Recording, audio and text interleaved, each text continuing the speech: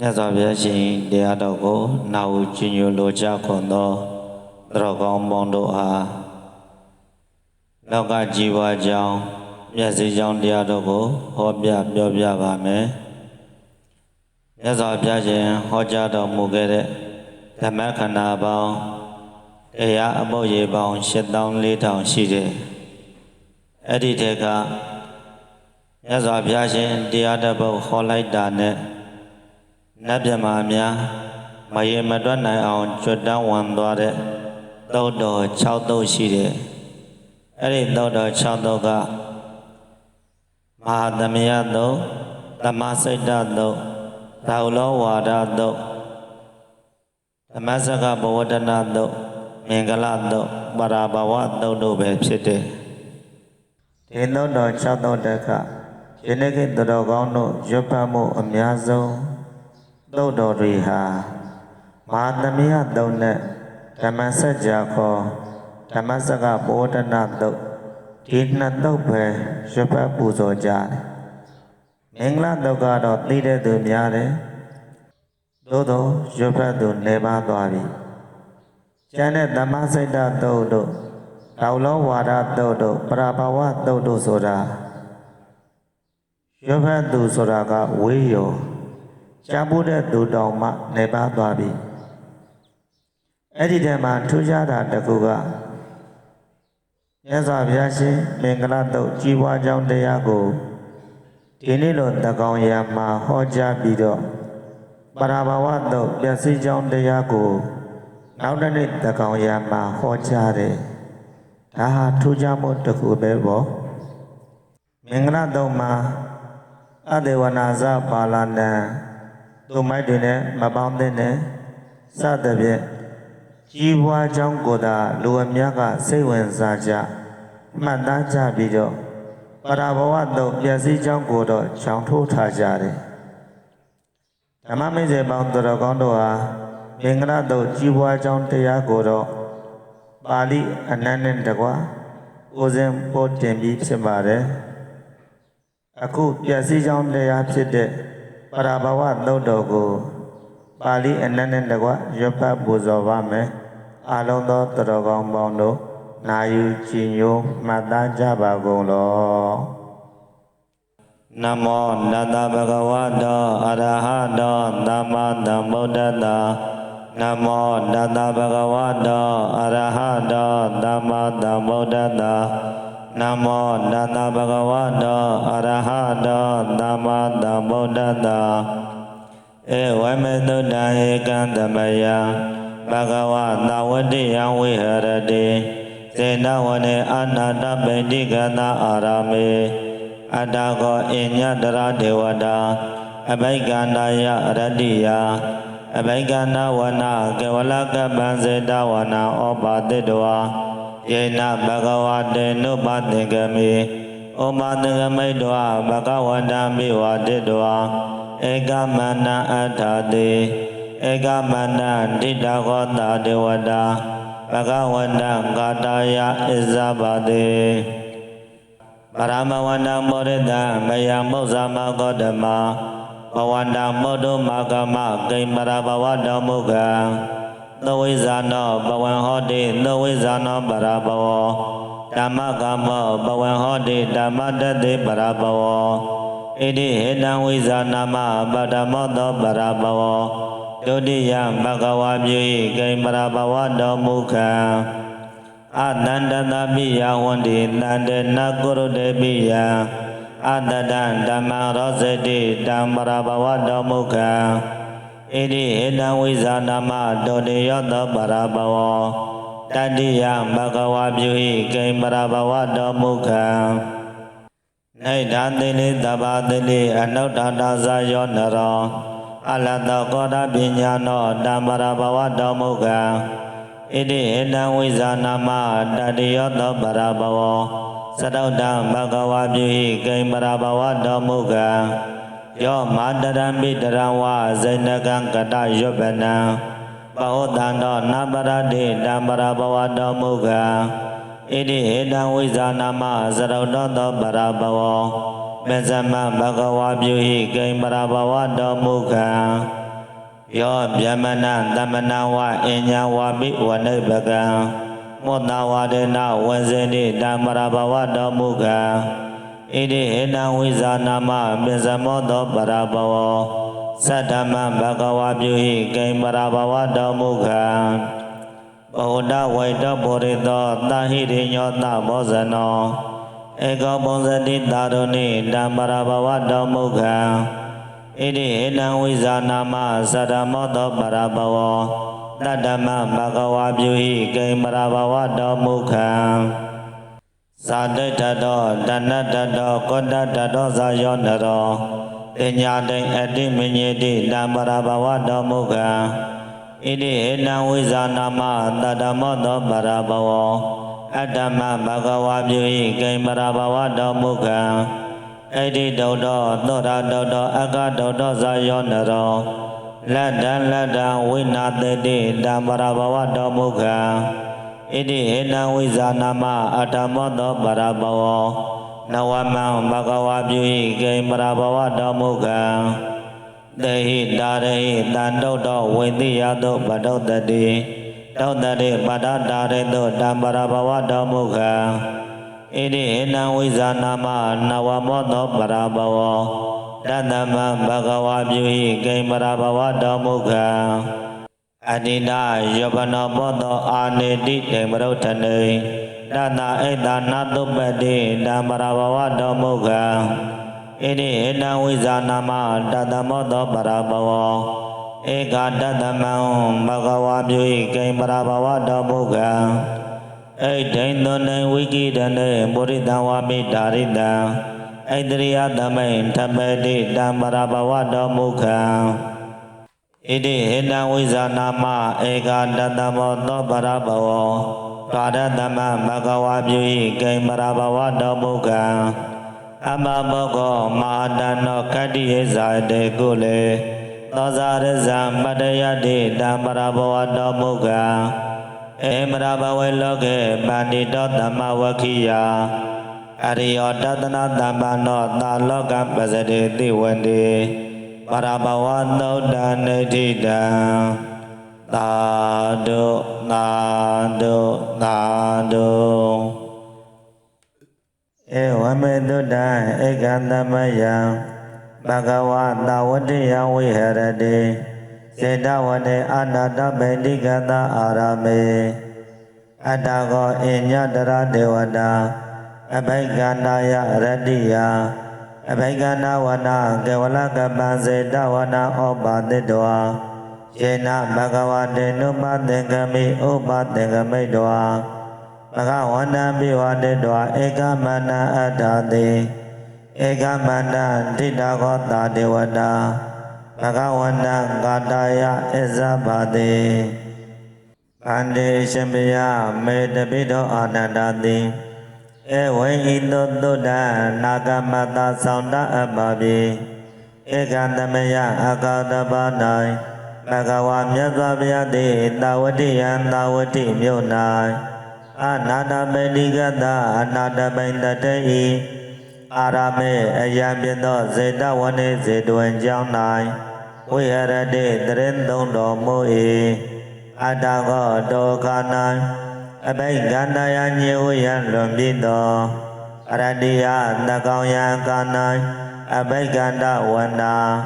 အလုံးနှစ်သက်ဘွယ်အစိမ့်ရှိသောအညတရဒေဝတာတဝတယောင်သောနတ်သားသည်ကေဝလကပ္ပစေတဝနစေတဝံတကြောင်းလုံးကိုဩဘာတေတဝကိုရောက်ကိုဝါဖြင့်ထွန်းလင်းတောက်ပါစေ၍ယေနအကျဉ်ရ၌ဘဂဝါမြတ်စွာဘုရားသည်အတ္တိရှိတော်မူ၏ကေနတော်မြတ်စွာဘုရားရှိတော်မူရာရသို့ဥပသင်္ကမိချင်းကပ်ပြီးဥပသင်္ကမိတော်ချင်းကပ်ပြီး၍ဘဂဝန္တမြတ်စွာဘုရားကိုအဘိဝါဒိတောယောတေစွာရှိခိုး၍ဧကမန္တံသင်လျောလျောပတ်တဏှာ၌အတ္တသိယတ္တိလေးပြီဧကမန္တတကောသောယတ္၌ထိတကောယတ္တိလေးပြီသောတာတေဝတာဒုနတတိ ဘဂဝန္တမြတ်စွာဘုရားကိုကာတယကာတာဖြင့်ဣဇာပါတိလျောက်ထားလေပြီပရဘဝန္တမောဒိတမယပု္ပ္ပမကောဓမ္မဘဝန္တမောတုမကမကိမ္ပရဘဝတောမုခံကောဓမ္မနွယ်ပွားအရှင်ဖယားမယံကျွန်ုပ်တို့သည်ပရဘဝန္တပြည့်စည်နေသောပောရိတံပုဂ္ဂိုလ်အကြောင်းကိုမောဇာမမေးမြန်းကြပါကုန်၏ဘဝန္တရှင်တော်မြတ်ဘုရားကိုမုတ်တုံမေးမြန်းခြင်းကအာဂမလာကြပါကုန်၏ပရဘဝတော်ပြည့်စည်နေသောသူ၏မုက္ကပြည့်စည်ခြင်းအကြောင်းသည်ကိဉ္အဘေဘာနိဖယာသဝိဇာနောဘဝံဟောတိသဝိဇာနောပါရဘဝဓမ္မကာမောဘဝံဟောတိဓမ္မတတိပါရဘဝဘဝံကြည်ပွားနေသူကိုဝါကြည်ပွားနေသူသည်သဝိဇာနောလွယ်ကိုသဖြင့်သိရသိနိုင်သည်ဟောတိဖြစ်ပါပေ၏ပရဘဝစောရောပြည့်စည်သူကိုလည်းသဝိဇာနောလွယ်ကိုသဖြင့်သိရသိနိုင်၏ဓမ္မကာမောကုသိုလ်ကာမပါဒတရားလောလသောသူသည်ဘဝံဟောတိကြည်ပွားတိုးတက်၏ဓမ္မတတိကုသိုလ်ကာမပါဒတရားမောနိသောသူသည်ပရဘဝမကြည်ပွားမတိုးတက်ဣတိဟေတဝိဇာနာမပါရမောသောပါရဘဝဒုတိယဘဂဝါပြုဟိကိမ္ပရဘဝတောမုခံဓမ္မတတိတရားကိုယုံမုံသည်ဖြစ်၍ယောပရဘဝအကျင့်မကြည်ပွားမတိုးတက်ပြည့်စည်ခြင်းသည်အတ္တိရှိ၏သောတောပြည့်စည်ခြင်းသည်ပထမောပြည့်စည်ခြင်းအစပထမတိဧတံဤပထမပြည့်စည်ခြင်းအကြောင်းကိုဘယံကျွန်ုပ်တို့သည်ဝိဇာနာမသိကြရပါကုန်၏ဘဂဝါရွေဘုံတော်သခင်ဘုရားရှင်ကိုယ်တော်မြတ်ကြီးဖရာဒုတိယပြည့်စည်ကြောင်းကိုယူဟိမိန်တော်မူပါဖရာပရဘဝတော်ပြည့်စည်ခြင်းအကြောင်းကကိဉ္အဘေဘာနိဖရာအတန္တတပိယဟောတိတန္တေနကုရုတေပိယအတတံဓမ္မံရောဇတိတံပရဘဝတော်မုခံအတန္တောတတိဆရာကြီး6ယောက်မတော်တို့ကိုအတန္တောတို့သည်ပိယจิตကင်မြတ်တော်အကုန်သည်ဝန္တိဖြစ်ကုန်၏တန်တေပယဇသောသူတော်ကောင်းတို့ကိုပိယံရှင်မြတ်နှုတ်ခြင်းကိုနာကိုရုတေမပြုလုံးအတတံသူတော်မဟုတ်သူယုံမတို့၏ဓမ္မံ62ပါးသောမိစ္ဆာအယူအကုသိုလ်ကာမပါဒ7ပါးဟုသောတရားကိုရောဇတိနှစ်သက်၏တန်တော်3မျိုးသည်ပရဘဝတော်ပြည့်စည်ခြင်း၏မုခံအကြောင်းပေတည်းဣတိဟေတံဝိဇာနာမဒုတိယသောပရဘဝတတိယမဂဝါပြုဟိကိမ္ပရဘဝတော်မုခံယောအကျင့်အတန္တပိယတာတန္တအပိယတာအတ္တဓမ္မရောဇနာဟုသော3မျိုးသောပြည့်စည်ကြောင်းသည်အတ္တိရှိ၏သောတောပြည့်စည်ကြောင်း3မျိုးသည်ဒုတိယ2ခုမြောက်ပြည့်စည်ကြောင်းသည်ဣတိတောလျင်ဧတံဒုတိယပြည့်စည်ကြောင်း3မျိုးကိုဝိဇာနာမသိကြပါကုန်၏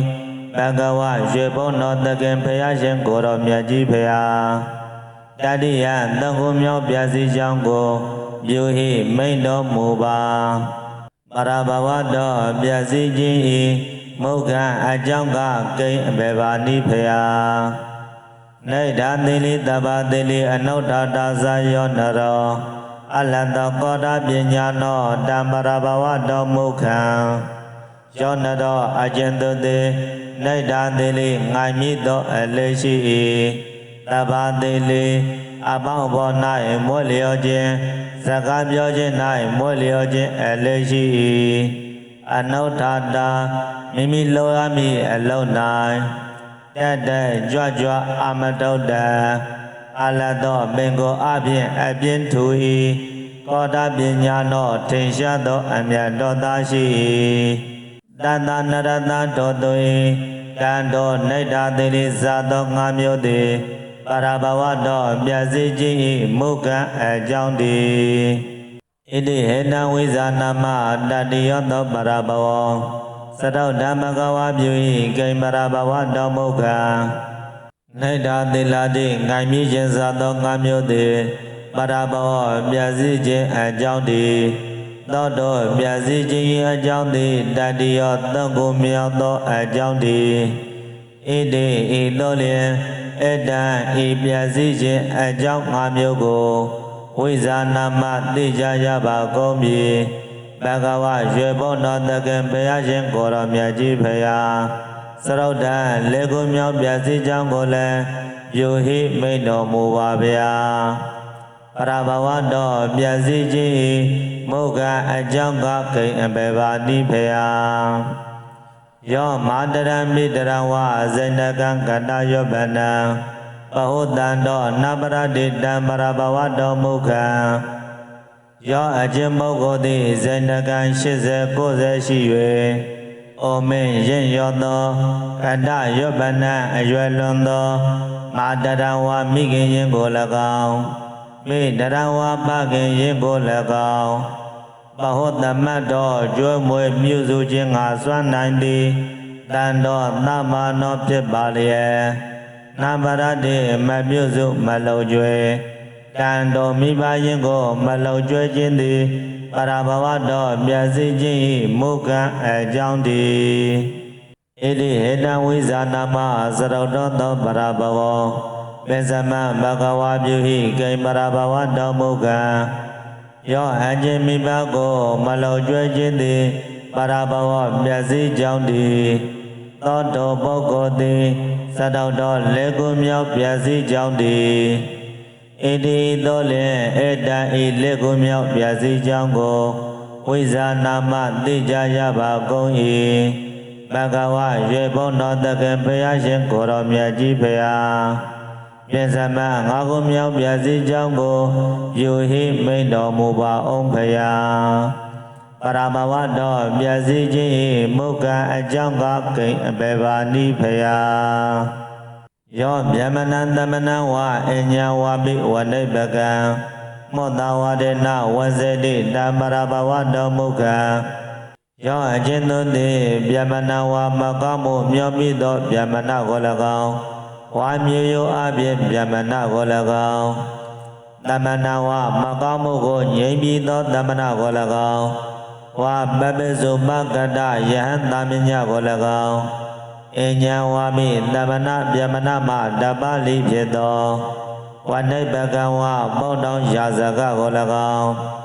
မောတဝဒေနမောတမျိုးဆိုခြင်းဖြင့်ဝန်စေတိမဟုတ်ပါပဲလျက်ဟောရောင်လည်းပဲ၏တန်တော်မောတမျိုးရဲ့မလိုက်တပတ်လှုပ်ခြင်းသည်ပရဘဝတော်ပြည့်စည်ခြင်းမုခံအကြောင်းတည်းဣတိဟေနဝိဇာနာမပိစမောတောပရဘဝသတ္တမဘဂဝါပြုဟိကိမရဘဝတော်မုခံယောအခြင်းပိမန္တကပြုပြီးဖြစ်လျက်မောတဝါဒဖြင့်မလိုက်တပတ်ပြုလုပ်ခြင်းသည်ပရဘဝပြည့်စည်ခြင်းအကြောင်းတည်းသောတော်ပြည့်စည်ကြောင်းသည်ပိစမောငါကိုမြောက်တည်းဣတိသောလျင်ဧတံဤငါကိုမြောက်ပြည့်စည်ကြောင်းကိုဝိဇာနာမအကျွန်ုပ်တို့သိကြရပါကုန်၏ဘဂဝါရေဘုံတော်တကံဘုရားရှင်ကိုယ်တော်မြတ်ကြီးဖရာသတ္တမံ၆ခုမြောက်ပြည့်စည်ကြောင်းကိုလည်းယူဟိမိန်တော်မူပါအောင်ဖရာပရဘဝတော်ပြည့်စည်ခြင်း၏မုခံအကြောင်းကကိဉ္အဘေပါနိဖရာဘောဓဝိတောပုရိသောသဟိရိညောသဘောဇနောဧကောဘောဇတိသာရုဏိတံပရဘဝတော်မုခံဗုဒ္ဓဝိတောရွှေငွေပရမညာသာသောယရဏရှိသောသဟိရိညောအတပြာကျက်ငွေရှိသောသဘောဇနောသသောဘဝယအစအစရှိသောပုရိသောပုဂ္ဂိုလ်သည်သမနောဖြစ်ပါလျက်ဧကောသမယဇတိမတိကြကွဲ၍တယောက်တည်းတည်းသာတို့နှင့်ကောင်းမွန်သောအစအာဟာရတို့ကို ပုံစံတိသုံးဆောင်ခံစား၏တန်တို့အချတို့တို့ကိုမငယ်ပဲမိမိတို့၏စားတော့ခြင်းသည်ပရဘဝတော်ပြည့်စည်ခြင်း၏မုခံအကြောင်းတည်းဣတိဟေနဝိဇာနာမသရမောတောပရဘဝတတ္တမမဂဝါပြု၏ကိမရဘဝတော်မုခံသောတို့ခွဲချမ်းဝေဖန်ခြင်းမရှိတရားတိစသောခြင်းသည်သတ္တမော၆ခုမြောက်သောပရဘောပြည့်စည်ကြောင်းတည်းဣတိသောလင်ဧတံဤပြည့်စည်ကြောင်းကိုဘယံကျွန်တို့သည်ဝိဇာနာမသိကြရပါကုန်၏ဘဂဝါရွှေဘုံတော်တကယ်ဘုရားရှင်ကိုရောမြတ်ကြီးဘုရားတတ္တမခုနှစ်ခုမြောက်ပြည့်စည်ကြောင်းကိုလည်းယူဟိဆက်လက်မိန်တော်မူပါအောင်ဖရာပရဘဝတော်ပြည့်စည်ခြင်း၏မုခံအကြောင်းကကိန်းအဘေဘာနိဖရာဇာတိတတောတဏ္ဍတတောကွတ္တတတောဇာယောနတောတင်ညာတိအတိမညေတိတပရဘဝတော်မုခံယောနတောအကျင့်ပုဂ္ဂိုလ်သည်ဇာတိတတောဆွေကြီးမျိုးကြီးမာနဝငါထောင်လွှားခတ်ထျော်၏တဏ္ဍတတောပစ္စည်းဥစ္စာပေါ်မြတ်သည်ဟုမာနဝငါထောင်လွှားခတ်ထျော်၏ကွတ္တတတောငါကဗေမစင်သက်လာသည်ဟုမာနဝငါထောင်လွှားခတ်ထျော်ကြံတန်း၏တင်ညာတိမိမိအမျိုးကိုယ်တော်လည်းအတိမညေတိမတေမမြင်ပြု၏တန်တော်ဇာတိတနာဇာတိကိုအစွဲပြု၍ထောင်လွှားခြင်းခတ်တျော်ခြင်းသည်ပရဘဝတော်ပြည့်စည်ခြင်း၏မုခံအကြောင်းတည်းဣတိဟေနဝိဇာနာမတတ္တမောတောပရဘဝအတ္တမဘဂဝါပြု၏ကိမရဘဝတော်မုခံသောတော်ဇာတိတနာလွယ်ကွတာဇာတိဖြင့်မောင်မထောင်လွှားခြင်းသည်တတ္တမောခုနှစ်ခုမြောက်သောပရဘဝပြည့်စည်ကြောင်းတည်းဣတိသောလေဧတံခုနှစ်ခုမြောက်ပြည့်စည်ကြောင်းကိုဘယံကျွန်တို့သည်ဝိဇာနာမဘုရားရှင်ဟောပြသဖြင့်ကောင်းကောင်းကြီးသိရှိရပါကုန်၏ဘဂဝါရွှေဘုံတော်တကယ်ဘုရားရှင်ကိုရောမြတ်ကြီးဘုရားအတ္တမရှိခုမြောက်ပြည့်စည်ကြောင်းကိုလည်းယူဟိဟောတော်မူပါအောင်ဖရာပါရဘောပြည့်စည်ခြင်း၏မုကအကြောင်းကကိန်းအဘေဘာနိဖရာဣတိတုတ်တော်သောရာတုတ်တော်အကတုတ်တော်ဇာယောနရောလက်တံဝိနာတတိတံပရဘဝတော်မုခံယောနတော်အကျင့်ပုဂ္ဂိုလ်သည်ဣတိတုတ်တော်မိမ့်မလိုက်စား၍မိမ့်မတို့နာကျူးကျော်၏သောရာတုတ်တော်မူရေစေဝတုတ်ကိုအလွန်အကျိုးတောက်စား၏အကတုတ်တော်ထီကစားခြင်း36កောင်ကစားခြင်းပဲကစားခြင်းကျင်တော်ခြင်းကျွေအံကစားခြင်းတို့၌ကျူ၏လက်တံရာရသောပစ္စည်းဥစ္စာကိုဝိနာတတိဖြတ်စီတန်တော်မိမကျူခြင်းစသည်သည်ပရဘဝတော်ပြည့်စည်ခြင်း၏မုခံအကြောင်းတည်းဣတိဟေနဝိဇာနာမအတ္တမောတောပရဘဝနဝမဘဂဝါပြု၏ကိမရဘဝတော်မုခံသောတောဣတိသုဒ္ဓအက္ခသတိကိုကျူခြင်းသည်အတ္တမောရှိခုမြောက်သောပရဘဝပြည့်စည်ကြောင်းတည်းဣတိသောလေဧတံဤဣတိတုဒ္ဓသတိပြည့်စည်ကြောင်းကိုဝိဇာနာမရှင်တော်ဘုရားဟောကြားသဖြင့်တပိတော်တို့သိရှိရပါကုန်၏ဘဂဝါရွှေဘုံတော်တကယ်ဘုရားရှင်ကိုတော်မြတ်ကြီးဖရာ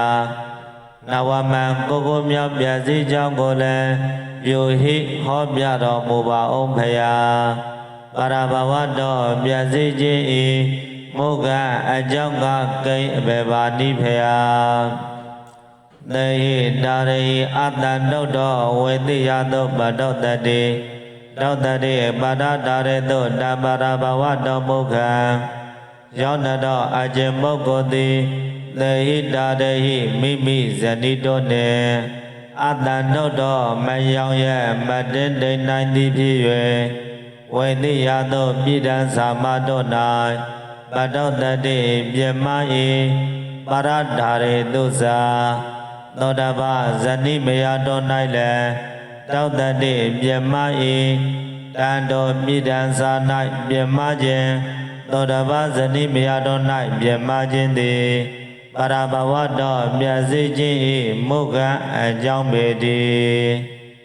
ဣတိဟေနဝိဇာနာမနဝမောတောပရဘဝတသမဘဂဝါပြု၏ကိမရဘဝတော်မုခသောတောပိဒံသာသောတပမယတော်၌ပြမခြင်းသည်နဝမောကိုကိုမြောက်သောပရဘဝပြည့်စည်ကြောင်းသည်ဣတိတောလျက်မယအကျွန်ုပ်တို့သည်ဧတံဤပြည့်စည်ကြောင်းကိုဝိဇာနာမဘုရားရှင်ဟောပြသဖြင့်သိရှိရပါကုန်၏ဘဂဝါရေဘောနောတကယ်ဘုရားရှင်ကိုတော်မြတ်ကြီးဘုရားတသမန်စကုမြောက်သောပြည့်စည်ကြောင်းကိုလည်းပြုဟိဟောပြတော်မူပါဘုရားပါရဘဝတော်ပြည့်စည်ခြင်း၏မုခအကြောင်းကကိအဘေပါနိဘုရားအတ္တိတယောဘနောပောတောအာနေတိတေမရုထနေတသအိတနာသုပတိတမရဘဝတော်မုခအတ္တိတယောဘနောအယွယ်လွန်သောပောတောအဘိုးအိုကြီးသည်တေမရုထနေတတိပမငတ်သောတမျက်ရှိသောတုမကို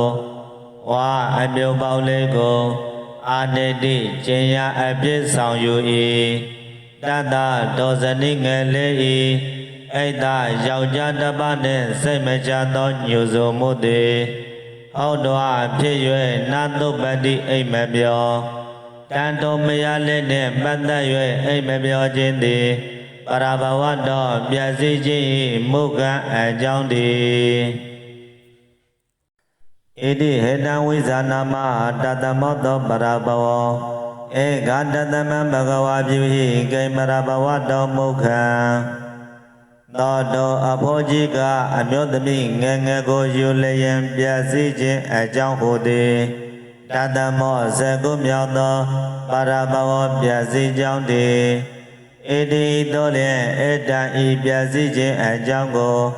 မယံငါတို့သည်ဝိဇာနာမသိရှိရပါကုန်၏ဘဂဝါရွှေဘုံတော်တကင်ဘုရားရှင်ကိုတော်မြတ်ကြီးဘုရားဧကတသမတကုမြောက်ပြည့်စည်ကြောင်းကိုလည်းပြုဟိမိတ်တော်မူပါဘုရားပရဘဝတော်ပြည့်စည်ခြင်း၏မုခအကြောင်းသည်ကိအဘေပါနိဘုရားဣဒိန်သောနေဝိကိတနေမောရိတဝါပိတာရိတံဣတရိယသမိန်ဓမ္မတိတံပရဘဝတော်မုခံသောနေသံဃာသတိ၌ဓမ္မအာသာလွန်စွာလျက်ပေါ်လော်လီသောဝိကိရဏိပစ္စည်းဥစ္စာကိုစီပင်ကမ်းမဲ့အယုပရဲ့ကျက်လေးရှိသောဣဒိမိမ္မကိုဣတရိယပစ္စည်းတိုင်းအရာ၌ဓမ္မတိထားအံတာရိတံဒုမိမ္မနှင့်အလားတော်သော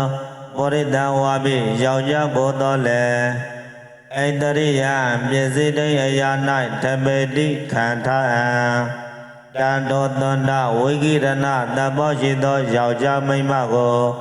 ကာနာဇောခံထားခြင်းသည်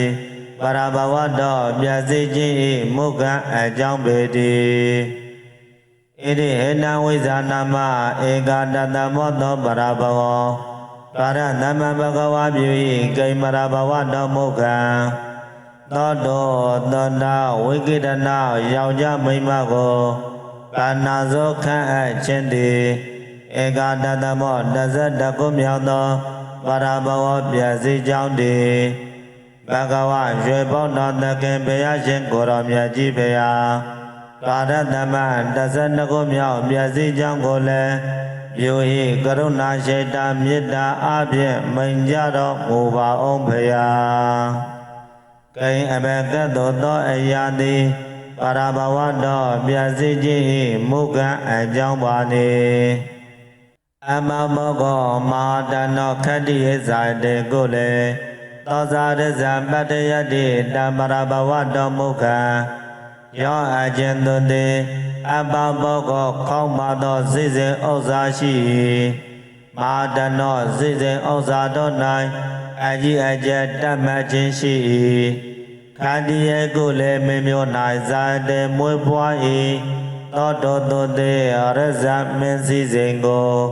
ပတ္တယတိလိုလိုက်၏တန်ထိုကိုနှင့်မတန်သောစိစဉ်ကိုမျှော်မှန်းတောင်းတခြင်းသည်တတထိုသူဤအဖို့ပရဘဝတော်ပြည့်စည်ခြင်း၏မုခမလွဲပုံသည်မှန်ကန်သောအကြောင်းပေတည်းဧတေပရဘဝေလောကေပန္တိတောသမ္မဝကိယအရိယောတတနာသမ္မနောသာလောကပစ္စတေတိဝတေယောအကျဉ်သောသည်ပန္တိတောသုဇံစင်ကြတတ်သောဉာဏ်ပညာနှင့်ပြည့်စုံသည်ဖြစ်၍သမ္မဝကိယသုဇံဉာဏ်နှင့်စင်ကြင်ကြည့်ရှု၍အရိယောပြည့်စည်ခြင်းဟူသောမကြည်ပွားမှု၌မဖြစ်သည်မနေသည်ဖြစ်၍တတနာသမ္မနောပြည့်စည်ခြင်းကိုရှောင်ကွက်နိုင်သောဉာဏ်အမြင်နှင့်ပြည့်စုံသည်ဖြစ်၍လောကေတတလောက၌ဧတေပရဘဝေဤမြတ်သောကသောပြည့်စည်ကြောင်းတို့ကိုဝိဝေစေတိရှောင်ခြင်း၏သာသောတောသူသည်လေဝံလောကံဘေမကတဖြင့်အေးမြတ်သောနတ်ပြည်ကိုဗဇတေစီကနိုင်၏ပရဘဝသုဒ္ဓနေတိတံပရဘဝသုဒ္ဓပရဘဝသုဒ္ဓောသည်နေတိတံမြည်ဆုံးပါ၏သာဓုသာဓုသာဓုဉာဏတတော်ကောင်းတို့သည်လည်းပြည့်စည်ကြောင်းတရားများကိုရှောင်ခြင်းကစီပါဩဇာများတန်နေအလားကဲ့သို့တောတက်စီပွင့်ပြန်ပွားကြပါစေကုန်တည်း